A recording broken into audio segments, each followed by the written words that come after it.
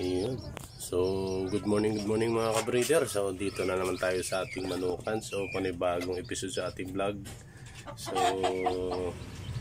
for today's video mga ka-breeder ay i-harvest na natin yung ating Gilmore.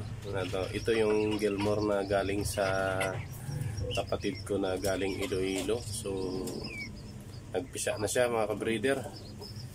So, tingnan natin kung ilang piraso yung kanyang sisiyo. So, tara na mga ka-breeder. Kunin na natin yung ating sisiyo ng Gilmore.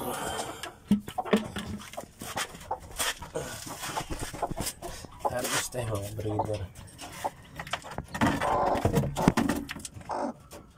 Ayan siya. Ayan.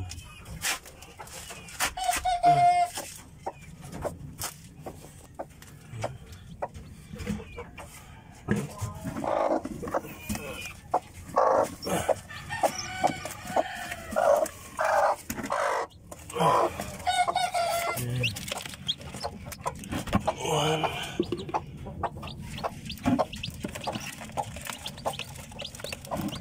two,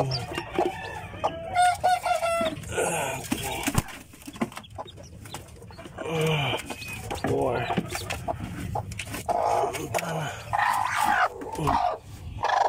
Ilipat na natin. Ayan siya. So, apat lang napisa. Okay. Ayun. Ilagay natin sa incubator mga ka-breeder.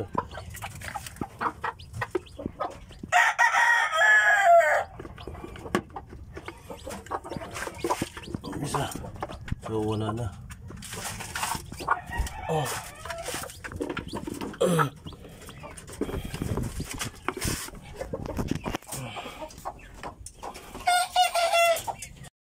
Ayan na sila.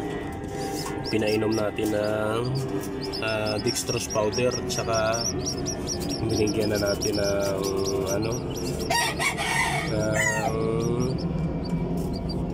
chick booster.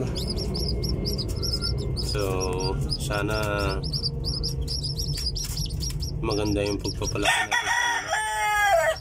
So yung isa pala na na may sisiw pa nilagay ko sa incubator. So sayang. Yung dalawa, yung kandling ko malinaw, walang similya.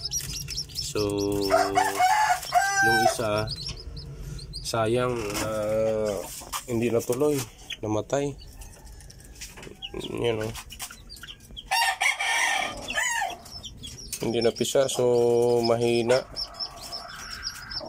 Sayang. Di bali, pag ganito daw mahina yung mahina yung resistensya niya. So hanggang dito na lang muna ang ating vlog mga ka-breeder. Hanggang sa susunod na video. Bye bye.